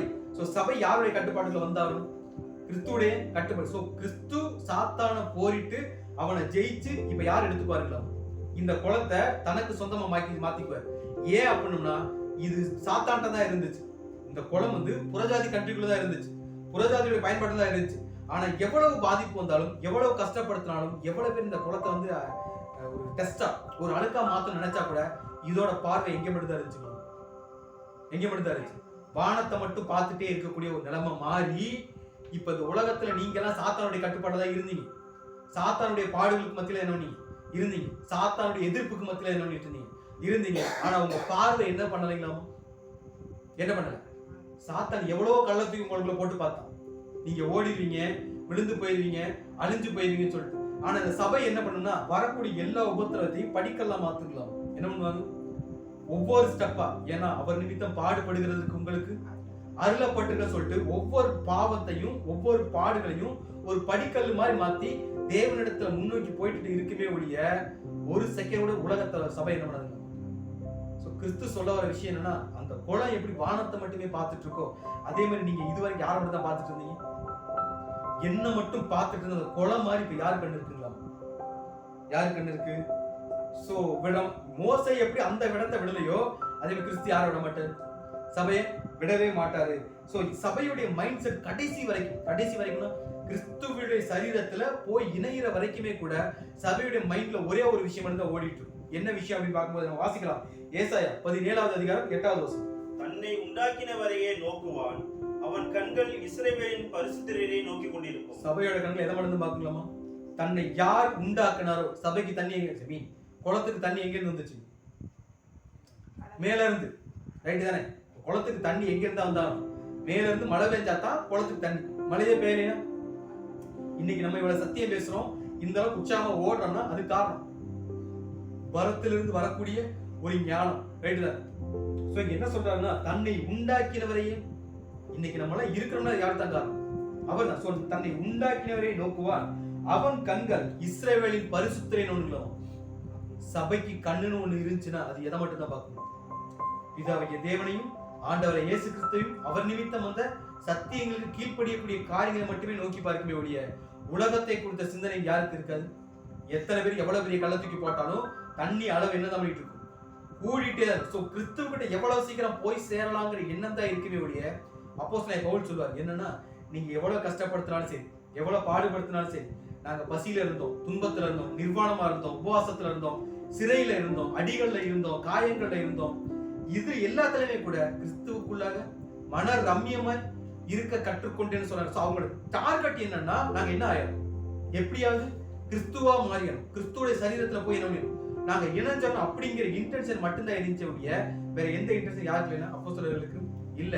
கடைசி நாட்கள் ஒரு சபைக்கு எப்படித்தான் இருக்கலாம், வெளியே போனாலே அழுக்காவுடைய கண்டிஷன்ல இருந்தாலுமே கூட எப்பவுமே காலில் செப்பல் போட்டே போற ஒரு மெச்சூரிட்டி. என் உடம்புல என்ன பண்ண மாட்டேன், அழுக்காக விடவே மாட்டேன், பாவம் என் உடம்புல ஆட்கொள்ள என்ன பண்ண மாட்டேன், விடவே மாட்டேன்னு ஒரு உற்சாகத்தோட ஓடக்கூடிய ஒரு நிலைமை, தேவனை மட்டுமே சிந்திக்கக்கூடிய ஒரு சிந்தை, அவரை மட்டுமே பார்க்கக்கூடிய பார்வை யாருக்கு இருக்குங்களா? சோ அப்படி பார்க்கக்கூடிய கண்கள் தான் இவருக்கு எப்படி தெரியுது அப்படின்னு பார்க்கும்போது, சோ உன் கண்கள் எஸ்போனிலே பத்ரபின் வாசல் அண்டையிலே இருக்கும் குளங்களை போலவும் இருக்குங்களா? அந்த மாதிரி ஒரு பரிசுத்தமா தேவனை மட்டுமே பார்க்கக்கூடிய ஒரு பார்வை, அந்த ஒரு சிந்தனையில இருக்கக்கூடிய சிந்தை தான் யாருக்கு இருக்குதுங்களா? சபைக்கு இருக்கு அப்படின்னு சொல்றாரு. சோ அதுக்கடுத்து அவர் சொல்ற விஷயம் பார்க்கும்போது, உன் மூக்கு தமஸ்குவின் திசையை நோக்கும் லீபனோனின் கோபுரத்தை போல இருக்குங்களா? உன்னத பாட்டு 7:4 அடுத்து அவர் சொல்ற, முதல்ல கழுத்து சொன்னாரு, அதுக்கடுத்து கண்ணு, அதுக்கடுத்து மூக்கு. சோ அந்த மூக்கு எப்படி அப்படின்னு பார்க்கும்போது, உன் மூக்கு தமஸ்குவின் திசையை நோக்கும் லீபனோனின் கோபுரம் மாதிரி இருக்கு அப்படிங்கிறார். நம்ம டைட்டில் என்னதான் வச்சோம், லீபனோனின் கோபுரம். கோபுரங்கிறது எதுக்கு அடையாளப்படுத்தும்? நம்ம இந்த ஒரு சப்ஜெக்ட் பார்த்துருவோம், மிக்தாலி ஏதோ ஒரு சப்ஜெக்ட் பார்த்துருவோம், ரைட் தானே? ஸோ கோபுரம்னு என்னன்னா, ஒரு இடத்துல கோபுரம் இருக்கும், அங்க நிறைய ஆடு மாடு மேய்ஞ்சிட்டு இருக்கும். நைட் டயத்துல இவங்க அந்த மேய்ப்பர் மேல போய் இருப்பாங்க, ஏதாவது ஒரு விளக்கினர்கள் வந்து இந்த ஆட்டை என்ன பண்ணிடக்கூடாது, கொண்டு போய். ஸோ வாட்சிங் டவர்னு சொல்லுவாங்க. ஸோ ஜனங்களை கண்காணிக்கிறதுக்காக, இல்லை தங்களை சார்ந்த விஷயங்களை கண்காணிக்கிறதுக்காக இருக்கக்கூடிய விஷயம் என்னதுங்களா? கோபுரம். சோ அந்த லீபனோனின் கோபுரம் மாதிரி இப்ப எது இருக்குங்களா? மூக்கு இருக்குங்களா? கண்காணிக்கிறதுக்கு மூக்கு வேணுமா, கண்ணு வேணும்? கண்ணு தானே வேணும். இங்க ஏன் மூக்கை இதுக்கு கம்பேர் பண்ணிருக்காரு அப்படின்னு ஒரு கேள்வி கேட்டோம்னா, இப்ப நோட்டீஸ் பண்ணி பாருங்களேன், இப்ப எனக்கு கண்ணு இல்ல, கண்ணு இல்லாத சகோதர சகோதரி கேட்டா தெரியும். இப்ப எனக்கு கண்ணு இல்லைன்னா இந்த உலகத்தை எதை வச்சு பார்ப்பேன்? சுவாசிக்கிறத வச்சுதான் என்ன பண்ண, இந்த உலகத்தை நம்ம உணரவே முடியும். எடுத்துக்காட்டுக்கு விலங்கினங்களை நம்ம பார்த்துருக்கோம். இப்ப நம்ம மூக்கு எதுக்கெல்லாம் பயன்படும்? ஒண்ணு சுவாசிக்கிறது, அடுத்து நுகர. ஒரு ஸ்மெல்லு வந்துச்சுன்னா இது இந்த ஸ்மெல்லு, ஒரு சந்தனத்தோட ஸ்மெல்லு தானே, என்ன ஸ்மெல்லு? இது சந்தனம், இது குங்குமத்தோடது, இது பிரியாணியோடது, இது சாம்பாரோடது, நம்மளால என்ன பண்ண முடியாது, பிரிச்சு பார்க்க முடியும், ரைட் தானே? சோ அது எதை, இது கண்ணு தேவைன்னு கேட்டா, சமைக்கிறது கிச்சன்லயா இருந்தாலும் வெளியே இருக்கும்போது என்ன தெரிஞ்சிடும், இந்த ஃபுட்டு தான் என்ன பண்ணிட்டு இருக்காங்க, அங்க ரெடி ஆயிட்டு இருக்குங்கிறத ஐடென்டிஃபை பண்ற கண்ணு அங்க என்ன தேவையில்லை, தேவையில்லை. சோ கண்ணுக்கு ஒரு விஷயம் வர்றதுக்கு முன்னாடியே அந்த சென்ஸ் எதுக்கு வந்துருக்கலாமா? சோ சபை அவர் என்ன சொல்றாருன்னா, நீங்க மூக்க சுவாசிக்கிறதுக்கு மட்டும் என்ன பண்றது வச்சிருக்கல. லீபனோன்ல ஒரு கோபுரம் இருக்கு, அந்த கோபுரம் மாதிரி இப்ப என்ன இருக்குதுங்களாமா? சோ நமக்கு இருக்கக்கூடிய மூக்குக்கு ரெண்டு பர்பஸ், ஒன்னு சுவாசிக்கணும், இன்னொன்னு நுகரணும். விலங்கினங்களை பார்த்துருக்கோம், அதுங்களுக்கு மெயினா யூஸ் பண்றது என்னதுங்களா? மூக்கு தான். மோப்பம் முடிச்சுட்டே தெரியும், நாயோட மோப்ப சக்தி ரொம்ப படிச்சிருப்போம், ரைட்? சோ ஆபத்துன்னு ஒரு விஷயம் வந்துச்சுன்னா டக்குன்னு அதை சென்ஸ் பண்ணி அதுக்கு டக்குன்னு ரியாக்ட் ஆகி அந்த இடத்துல இருந்து எஸ்கேப் ஆகிற ஒரு நாலேஜ் யாருக்கு? விலங்குகளுக்கு இருக்கும். இப்ப அதே நாலேஜ் யாருக்கு இருக்குதுங்களா? யாருக்கு இருக்குதுங்களா? சபைக்கு இருக்கலாம். சோ சபைக்கு இருக்க வேண்டிய முக்கியமான ஒரு சுவாசத்தை தாண்டி மூக்குல அவங்க சுவாசிக்க வேண்டிய முக்கியமான ஒரு விஷயம் என்ன அப்படிங்கும்போது, சோ நம்ம ஒரு வசனம் வாசிக்கலாம், 2 கொரிந்தியர் 2வது அதிகாரம் 14வது வசனம். கிறிஸ்துவுக்குள் எப்பொழுதும் எங்களை வெற்றி சிறக்க பண்ணி எல்லா இடங்களிலேயும் எங்களை கொண்டு அவரை அறிகிற அறிவின் வாசனையை வெளிப்படுத்துகிற தேவனுக்கு ஸ்தோத்திரம். நமக்கு என்ன நாலேஜ் ஃபர்ஸ்ட் இருக்கணுங்களாமா? கிறிஸ்துவை அறிகிற அறிவின் வாசனையை நுகரக்கூடிய தன்மை இங்க யாருக்கு இருக்கணுங்களா? சபைக்கு இருக்கணும். அந்த வாசனை நமக்கு தெரியல அப்படின்னாலே நம்ம இந்த ஓட்டத்தை ஓடுறதுல, இப்போ ஒரு மான் ஒரு இடத்துல மேய்ஞ்சிட்டு இருக்கு, பின்னாடி ஒரு சிங்கம் வருதுன்னா சிங்கத்தோட ஸ்மெல் யாருக்கு தெரியணும்? மானுக்கு தெரியணும். தெரிஞ்சிச்சுன்னா தான் வர்ற சிங்கம் வர்றதுக்கு இது என்ன பண்ணும்? தப்பிச்சு ஓடும், ரைட் தானே? இங்க நமக்கு ரெண்டு விஷயம் கிளியரா தெரிஞ்சிருக்கும். ஒன்னு கிறிஸ்துவுடைய அறிவின் மேன்மை குறித்த வாசனை, ரெண்டாவது சாத்தானுடைய வாசனை, அவனுடைய தந்திரங்கள் உங்களுக்கு அறியாதது அல்லவேன்னு சொல்லி இருக்கிறார். அதையும் நமக்கு என்ன பண்ணிருக்கணும்? தெளிவா தெரிஞ்சிருக்கு. இது ரெண்டு நமக்கு தெளிவா தெரியணும்னா அவர் கொடுத்த சத்தியம் நமக்கு என்ன ஆயிருக்கணும்? ஒரு கிளியர் பிக்சரா நம்ம மைண்டுக்குள்ள இருந்தா மட்டும்தான் நமக்கு முன்னாடி வர்றது ரைட்டா இல்ல ராங்கான்றதை யார் கண்டுபிடிக்க முடியும்? வரக்கூடிய வாசனை நல்ல வாசனையா இல்ல துர்வாசனையான அறிவு இருக்கணும்னா இந்த சென்ஸ், அது என்ன சென்ஸ், சுவாசிக்கக்கூடிய அந்த ஒரு நாலேஜ் வந்து யாருக்கு இருக்கணும்? நமக்கு இருக்கணும். வாசனை நுகரக்கூடிய அந்த ஒரு அறிவு இருந்துச்சுன்னா மட்டும்தான் நமக்கு முன்னாடி வந்து நல்ல வாசனையா இல்ல துர்வாசனையான்னு என்ன பண்ண முடியும், ஐடென்டிஃபை பண்ண முடியும். அந்த அளவுக்கு யாருடைய மூக்கு சென்சிட்டிவா இருக்கு அப்படின்னா யாரோட. இதுக்கு அவர் ஒரு கம்பேரிசன் கொடுக்குறாரு. என்ன கம்பேரிசன் அப்படின்னு பார்க்கும்போது, உன் மூக்கு தமஸ்குவின் திசையை நோக்கும் லீபனோனின் கோபுரம்ன்றார். இப்ப கண்ணுக்கு எதாவது சொன்னாரு இல்ல, கண்ணுக்கு எஸ்போனுடைய வாசல்ல இருக்கக்கூடிய அந்த பத்திரவி வாசல்ல இருக்கக்கூடிய குளத்துக்கு கம்பேர் பண்ணார். அதுக்கு ஒரு ஹிஸ்டரி பார்த்தோம், ரைட்டு தானே? எஸ்போனுங்கிறது எமோரியோட ஒரு பட்டணம், அதோட தலைநகரம் கானானுக்குள்ள இருந்துச்சு, புறஜாதி பட்டணமா இருந்துச்சு. மோசையை வச்சு தேவன் அதை இவங்களுக்கு கொடுத்தாரு. அதுக்கப்புறம் இது இவங்களுக்கு சொந்தமான, இவங்களுக்கு பிரியமான ஒரு பட்டணம் என்ன ஆயிடுச்சு, மாறிடுச்சு. அந்த அதுல இருந்து குளம் தேவனை என்ன பண்ணிட்டு இருக்கு, நோக்கி பார்த்துட்டு இருக்கு அப்படின்ற மாதிரி பார்த்தோம். இப்ப அடுத்து மூக்குக்கு அவர் கம்பேர் பண்ற ஊர் என்னன்னா, தமஸ்குவின் திசையை நோக்கும் லீபனோனின் ஒரு கோபுரம்னா ஏதோ ஒரு டைரக்ஷன் என்ன பண்ணிட்டு இருக்கணும், நோக்கி பார்த்துட்டாரு. ஆனா இங்க என்ன சொன்னா, எக்ஸாக்டா ஒரு ஊரை வந்து ஸ்கெட்ச் பண்றாரு. இந்த லீபனோன்ல இருக்க கோபுரம், லீபனோன் எதால ஏற்படுது நமக்கு தெரியும், பாலைவனங்களை சார்ந்த ஒரு நாடு, அதே நேரத்துல பாலைவனமே இல்லாத ஒரு நாடு, ஏறக்குறைய 10க்கும் மேற்பட்ட நதிகளை தன்வசமா வச்சிட்டு இருக்கிற ஒரு நாடு, ரைட் தானே? சோ அந்த மாதிரி நமக்கு தெரியும். ஆசிரியர் பார்த்து சபையை அடையாளப்படுத்தக்கூடிய உலகத்துல சுத்தி பாலைவனம் வனாந்தரம் தான், ஆனா சபை மட்டும் பிரசன்டா இருக்கும், புரிஞ்சுக்கலாம். சோ இந்த சபை இருக்கக்கூடியது ஒரு கோபுரம் இருக்குல்லாமா, அந்த கோபுரத்துலதான் சபை எப்பவுமே நின்றுட்டு இருக்கும். அந்த கோபுரத்தை விட்டு இறங்கவே இறங்காது. கண்ணுக்கே தெரியலனா கூட மூக்க வச்சு என்ன பண்ணிட்டு இருக்குமா, ஸ்மெல் பண்ணிட்டே இருக்குமாமா. என்னத்த அப்படின்னா, தமஸ்குவின் திசையில இருந்து என்னமோ ஒண்ணு வருது, ரைட் தானே? சோ இந்த விஷயத்துக்கு அவர் சொல்லக்கூடிய அந்த ஊர் என்னன்னா தமஸ்கு அப்படிங்கிற இந்த ஊர். சோ இந்த ஊர் வந்து எந்த ஊர்ல இருக்குன்னா, இது வந்து சிரியா தேசத்துடைய ஒரு தலைநகரம். எந்த ஊரோட தலைநகரம்? சிரியாங்கிறது நமக்கு தெரியும். சிரியாங்கிறது என்ன கண்ட்ரி அப்படிங்கும்போது, இவங்க வந்து இஸ்ரேலுடைய எதிரி நாடு. இவங்க யாரு?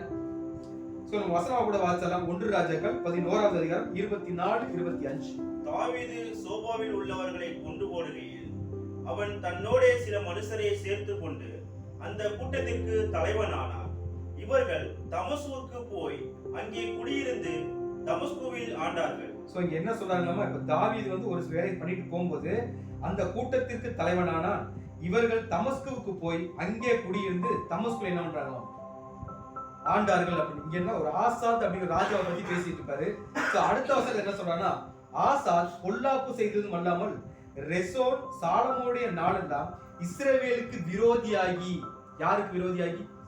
இஸ்ரவேலுக்கு விரோதியாகி சீரியாவின் மேல் ராஜாவாய் இருந்து அப்படின்றார். முதல்ல என்ன சொன்னாருன்னா, தமஸ்குவின் மேல் ராஜாவானார்னு போட்டுரும். தமஸ்குவிலே போய் குடியிருந்து தமஸ்குவில் ஆண்டார்கள்னு போட்டுரும்.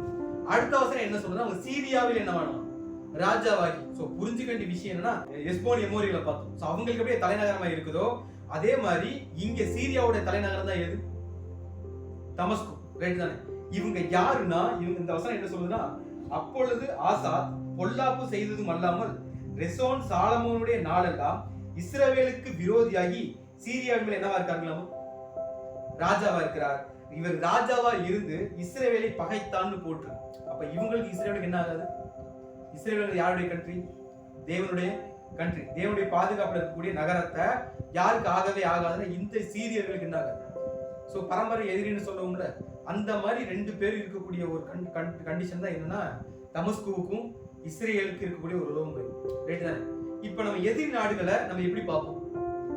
நம்ம ஹிஸ்டரிலாம் படிச்சிருக்கோம். ஒரு எதிரி நாடு இருந்துச்சுன்னா அந்த நாட்டை நம்ம எப்படி பார்ப்போம்? அவங்க நம்ம பக்கத்துல வர விடுவோமா? நம்மளை வாட்ச் பண்ண விடுவோமா? இப்ப நம்ம இந்தியாவே எடுத்துக்கோமே, இந்தியாவுக்கு பார்டர் லைன்ல ஆர்மி நிப்பாங்க, ரைட் தானே? பார்டர் லைன்ல எல்லா இடத்துலயும் ஆர்மி இருப்பாங்கன்னா என்ன பர்பஸ்க்காக? பாதுகாப்பு. ஏன்னா எதிரி நாடு ஏதாவது வழியில உள்ள வந்துடக்கூடாது. அதனால நம்ம நாட்டுக்கு என்ன ஆயிடக்கூடாது, ஏதோ ஒரு பாதிப்பு ஆயிடக்கூடாதுன்னு சொல்லிட்டு 24/7 அவங்க என்ன பண்ணிட்டு இருப்பாங்க, மானிட்டர் பண்ணிட்டு இருப்பாங்கன்ற மாதிரி. இப்ப இஸ்ரேல் நாடு வந்து தமஸ்கு வந்து இஸ்ரேல் எதிரியா பாக்குறான்னா, இஸ்ரேலுக்கு 24 மணி நேரம் எப்படி இருக்கணும், ரொம்ப அலர்ட்டா இருக்கணும். யாரையும் தனக்குள்ள என்ன பண்ணிடக்கூடாது. குறிப்பா தமஸ்குடைய ஆளுங்க எங்கே வந்துடக்கூடாது, நமக்குள்ள வந்துட்டா நம்ம என்ன ஆயிடும், விழுந்து போயிடும் அப்படிங்கிறது மாதிரி இருந்துட்டு ரொம்ப உஷாரா இருக்க வேண்டிய ஒரு சூழ்நிலை தான் இங்க யாருக்கு இருக்குங்களாமா. இப்படி இருந்துட்டு இருந்த ஒரு கண்டிஷன்ல இப்ப தாவீது ராஜா செத்து போயிட்டாரு, சாலமோன் காலம் முடிஞ்சிருச்சு. இப்படி ஒவ்வொரு ராஜாக்கெல்லாம் முடிஞ்சு ஆசா ராஜான்னு ஒருத்தர் வருவார். நம்ம படிச்சிருப்போம் ஆசாவுடைய சப்ஜெக்ட், ரைட் தானே? சோ ஆசா ராஜா அப்படிங்கிற ஒருத்தர் வருவாரு. இவர் வந்து என்ன பண்ணுவார் அப்படிங்கும்போது, இவருக்கு ஒரு சண்டை வரும்.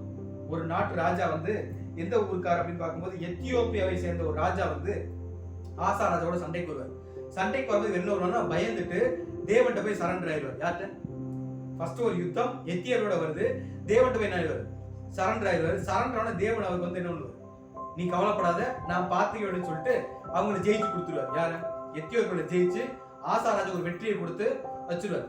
ஸோ அதுல ஆசா ராஜா ரொம்ப ஹாப்பி ஆயிடும். அது நிமித்தம் கிடைத்த பொண்ணு, வெள்ளி, ஜனங்கள் எல்லாத்தையும் தேவனுக்கு காணிக்க பண்ணிடுவார். கொடுத்து தேவனுக்கு பிரியமான காரியங்களை எல்லாம் செஞ்சுட்டு வந்தாரு அப்படின்னு வசனங்கள் இருக்கும். இது எங்க இருக்கும்னா 2 நாளாகவும் 16ஆம் அதிகாரத்துல இருக்கும். நீங்க வீட்டுல இருக்கும் ஃப்ரீயா பண்ணிக்கலாம், படிச்சு பார்த்துக்கலாம். ஸோ இந்த ஒரு சண்டை முடிஞ்சதுக்கு அப்புறம் ராஜாவுக்கு வந்து ஒரு ஹாப்பி வந்து நம்ம என்ன பண்ணிட்டு ஒரு போர்ல ராஜாவுக்கு ஒரே சந்தோஷம் என்னன்னா ராஜாவா இருக்கிறதுல ஒரு போர்ல ஜெயிச்சாதான் இவர் ராஜா உலகத்துக்கு என்ன பண்ணும் தெரியும், ஒரு அட்ரஸ். அவன் ஒரு போர்ல ஜெயிச்சா அவர் மிகப்பெரிய ராஜாவை என்ன பண்ண முடியும், மாற முடியும். 10 போர்ல ஜெயிச்சா நம்ம அலெக்சாண்டர் நெப்போலியனை பத்தி தான் படிச்சிருப்போம். எவ்வளவு போர்கள் அதிகமா ஜெயிக்கிறாங்களோ அவங்களும் ராஜ்யம் என்ன ஆயிட்டே இருக்கும், பெருசாயிட்டே இருக்கும். இப்போ ஒரு போர்ல ஜெயிச்சோடனே இவருக்கு ஒரு சந்தோஷம். இப்ப 2வது ஒரு போர் வருது. என்ன வருது? 2வது போர். பாஷான்னு ஒரு ராஜா வந்து இவங்க இருக்கிற ஏரியாவோட பார்டர்ல ஒரு அலங்கம், ஒரு செவுரு மாதிரி கட்டி இவங்களை எப்படியாவது என்ன பண்ணிடணும், நம்ம கண்ட்ரோல் கொண்டு வரணும்னு சொல்லிட்டு பிளான் பண்ணிட்டு இருக்கும் போது முத சண்டை வந்தப்ப ஆசா ராஜா யார்கிட்ட போனாரு? தேவன்கிட்ட போனாரு. இப்ப இவர் என்ன பண்ணுவார் அப்படின்னு பார்க்கும்போது சீரியா ராஜா கிட்ட போவார். ஆக்சுவலா சீரியா ராஜாவுக்கு நமக்கு என்ன பிரச்சனை? ஆல்ரெடி ஒரு பிரச்சனை ஓடிட்டு இருக்கு. இவர் வந்து விரோதி, ரைட் தானே? இஸ்ரவேலை பகைத்தான் அப்படின்னு படிச்சோம். ஆனா இவர் இப்ப என்ன பண்றாரு அப்படின்னு பார்க்கும்போது வாசனங்களை வாசிக்கலாம். 2 நாளாகும் 16வது அதிகாரம் 2வது வசனம். அப்பொழுது ஆசா கர்த்தருடைய ஆலயத்திலும் ராஜாவின் அரண்மனையிலும் உள்ள பொக்கிஷங்களில் உள்ள வெள்ளியும் பொன்னும் எடுத்து தமஸ்குவில் வாசம் பண்ணுகிற பெனதாத் என்னும் சிரியாவின் ராஜாவிடத்திற்கு அனுப்பி.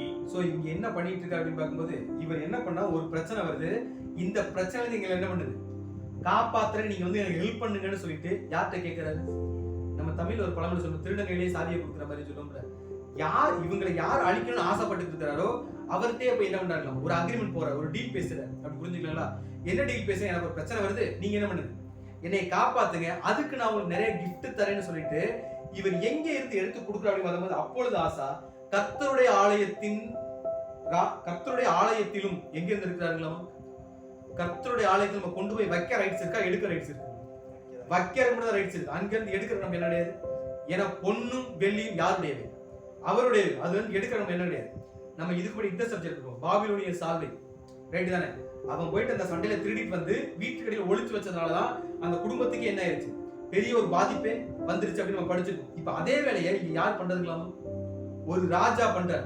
ஒரு ராஜா என்ன பண்றாருன்னா கர்த்தருடைய ஆலயத்திலும் ராஜாவின் அரண்மனையில் உள்ள பொக்கிஷங்களில் உள்ள வெள்ளி, பொண்ணு இது எல்லாத்தையும் எடுத்துக்கிட்டு தமஸ்குவில் வாசமாய் இருந்து சீரியாவின் ராஜாவா இருக்கிற ஒரு கேரக்டர் பெனதாத் அப்படிங்கிற கேரக்டர் கிஃப்ட் அனுப்புறாரு. இதெல்லாம் நீ வச்சுக்கிட்டு, எப்படி லஞ்சமா அப்படி புரிஞ்சுக்கலாமா? இதெல்லாம் நீ வச்சுக்கிட்டு என்ன பண்ணு, எதுவுமே இல்லாதப்ப காப்பாத்துறது யாரு? தேவன். இப்ப யார் அதை மறந்துட்டது? ஆசா ராஜா மறந்துட்டு இப்ப ஹெல்ப் எங்க கேட்க ஆரம்பிச்சிட்டாரு? வர்றது அக்யூஸ்ட், ரைட் தானே? வர்றவன் இவங்களை எப்படா கொள்ளலான்னு காத்துட்டு இருக்கக்கூடிய ஒரு நபர்.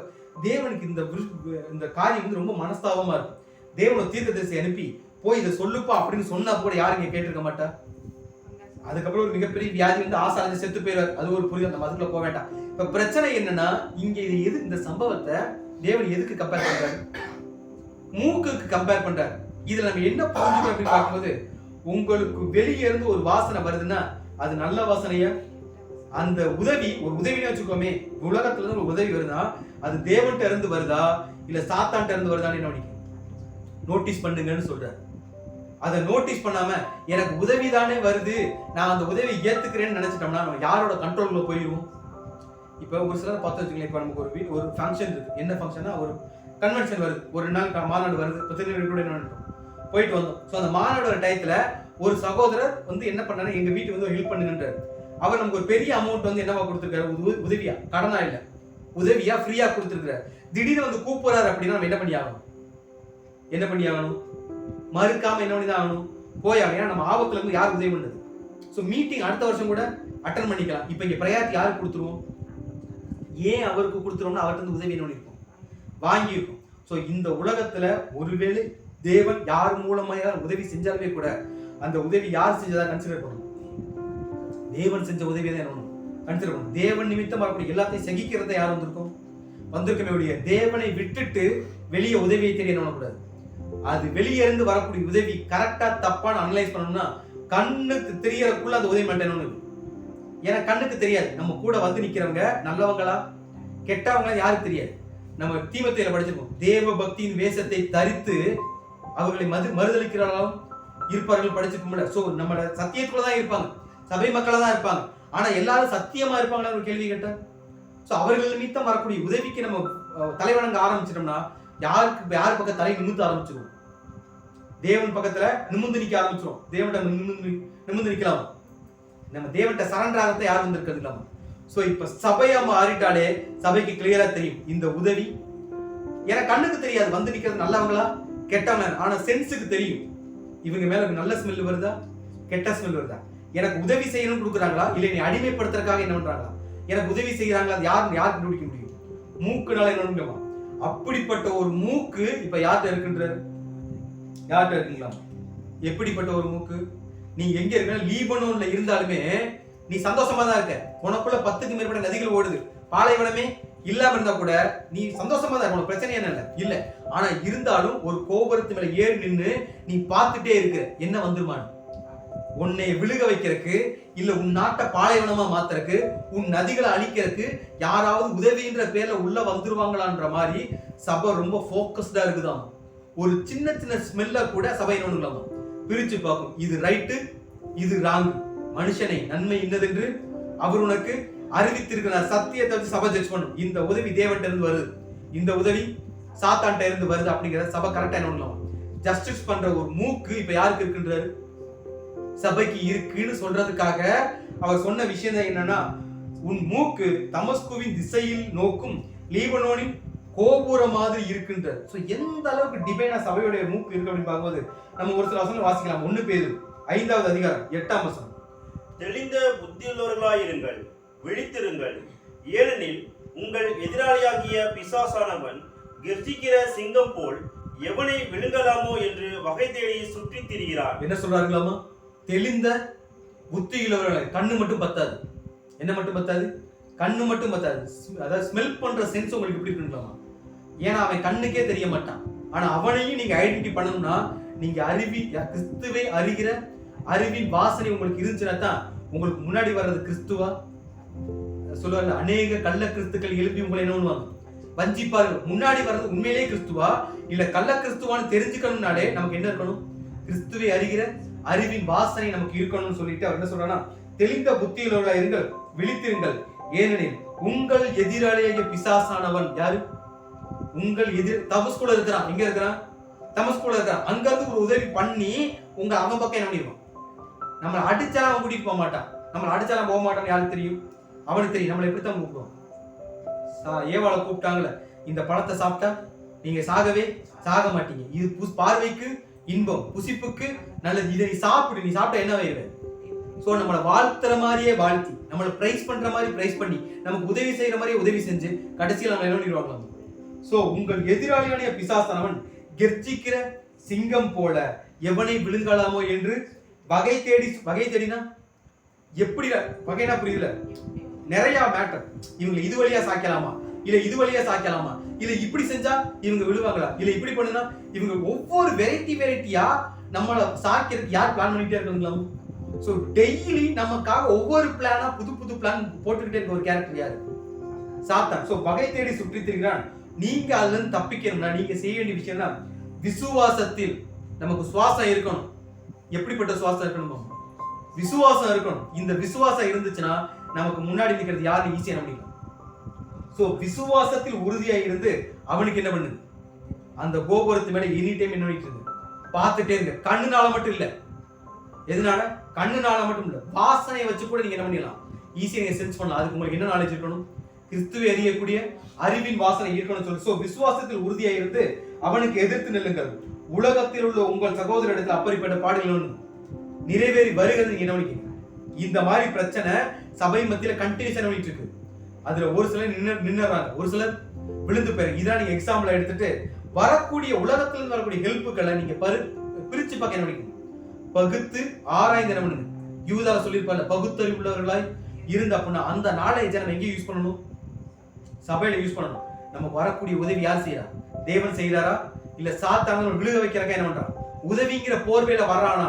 அத சொல்லல, ஆட்டுத்தோலை போர்த்திய ஓனாய் மாதிரி வரானாங்கிறது யாரும் கண்டுபிடிக்கணும்? நம்ம கண்டுபிடிக்கணும். இந்த நாலேஜ் எல்லாம் இப்ப சபைக்கு எந்த லெவல்னா 100 அவுட் ஆஃப் 100. சபை ஒரு பூரண அளவுக்கு என்ன வந்துருச்சு.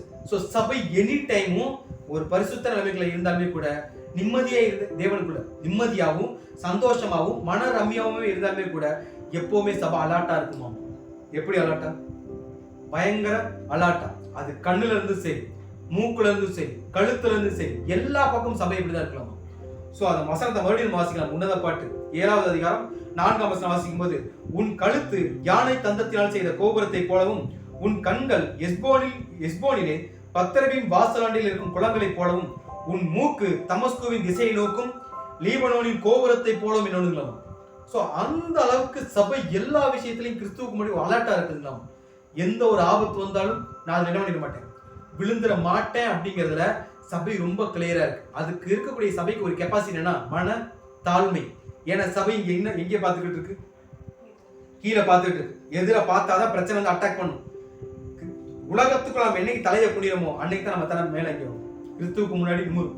சோ சாத்தானுக்கு முன்னாடி நம்ம நிமிர்ந்து நிக்கிறோம்னாலுமே நம்ம தலை என்னவா இருக்கணும்? எல்லாத்துலயும் சரண்டர் ஆயிரும். ஒரு பாடு வருதா, நான் ரெடியா இருக்கேன். கிறிஸ்துவுக்குள்ள ஒரு அவமானப்படுற வாய்ப்பு இருக்கா, நான் என்னவா இருக்கேன், நான் ரெடியா இருக்கேன். ஒரு போராட்டம் வருதா, எப்படி இருக்கேன்? தீமோத்தேயுல சொல்லுவாங்க, நீயும் கிறிஸ்து இயேசுவுக்குள் நல்ல போராட்டத்தை போராடுங்க, நீ இப்படி தீங்கை அனுபவி. கிறிஸ்து இயேசுவுக்குள் நல்ல போர்ச்சனை தீங்கு அனுபவின்னு சொல்லியிருப்பாரு. சோ அந்த தீங்கு அனுபவிக்கிறதுக்கு நம்ம ஃபர்ஸ்ட் நல்ல போர்ச்சேவனா இருந்தா மட்டும்தான் அது என்னவா இருக்கும், நமக்கு பாசிபிளா இருக்கும். சோ இந்த நிலைமைக்குள்ள வந்ததுக்கு அப்புறம் சபை எப்படி இருக்குன்னு அவர் சொல்றாரு அப்படின்னு பார்த்தோம்னா, நம்ம அடுத்த வசனம் வாசிக்கலாம். உன்னத பாட்டு 7வது அதிகாரம் 5வது வசனம். உன் சிரசு கர்மேல் மலையை போல இருக்கிறது, உன் தலைமையில் இரத்தாம்பரமயமாய் இருக்கிறது. ராஜா நடைக்காவணங்களில் மயங்கி நிற்கிறார். சோ இப்ப அடுத்து எங்க ஆரம்பிச்சாங்களாமா? கழுத்து, அதுக்கடுத்து கண்ணு, அதுக்கடுத்து மூக்கு, இப்ப எங்க போயிட்டாரு? தலை. சிரசு என்னது? தலை. சோ இந்த தலை அவர் கண்களுக்கு எப்படி தெரியும் போது, உன் சிரசு கர்மேல் மலையை. இப்ப அடுத்த ஊருக்கு வந்துட்டார். இது வரைக்கும் 2 ஊர் பார்த்தோம், ரைட்டு தானே? எஸ்போன், ரைட்டு. முதல்ல எஸ்போன் அப்படிங்கிற ஊரை கண்ணுக்கு மென்ஷன் பண்ணாரு. அடுத்து லீபனோனின் கோபுரம் தமஸ்கு அப்படிங்கிற விஷயத்தை மூக்குக்கு மென்ஷன் பண்ணாரு. இப்ப தலைக்கு எதை சொல்றாரு? கர்மேல் மலையை சொல்றாரு. சோ உன் சிரசு கர்மேல் மலையை போல இருக்கிறது, உன் தலைமயிர் ரத்தாம்பரமாய் இருக்கிறது. ராஜா நடை காவணங்களில் எப்படி இருக்கிறாங்களாமா? மயங்கி நிற்கிறார் அப்படின்னு சொல்றாரு. சோ இந்த அளவுக்கு மயங்கி நிற்கிறான்னு புரியல, மெஸ்மரைஸ் ஆகுது. அப்படியே ஃப்ரீஸ் ஆகி நிக்கிறதுன்னு சொல்லுவோம்ல, அந்த மாதிரி சபையுடைய அழகை பார்த்து யாரும் மயங்கி நிக்கிறதுங்களாமா? சோ அந்த அளவுக்கு சபையுடைய சரீரமும் சரி, சபையுடைய தலையுமே சரி, சபையுடைய சிரசும் சரி, சபையுடைய கூந்தலுமே சரி, யாருக்கு ஒரு பிரீசியஸா தெரியுதுங்களாமா? கிறிஸ்துவுக்கு. சோ அந்த அளவுக்கு சபை தன்னுடைய ஓட்டத்தை முழுமை யாருக்குள்ள ஓடி முடிச்சிருக்காங்க. சோ இந்த வசனத்துல கிறிஸ்து சபைக்காக சொல்லக்கூடிய காரியங்கள் என்ன, அதை அவர் எப்படி வெளிப்படுத்த புரிஞ்சுக்கிறார், இல்ல சபையுடைய ஓட்டங்கள் எப்படி நிறைவடையுது அப்படிங்கிற காரியங்களை வரக்கூடிய வாரங்களை தொடர்ந்து நம்ம சிந்திக்கலாம். தேவன் தாமே கேட்ட சத்தியங்களை நமக்கு ஆசீர்வாதம் தருவாராக. ஆமென்.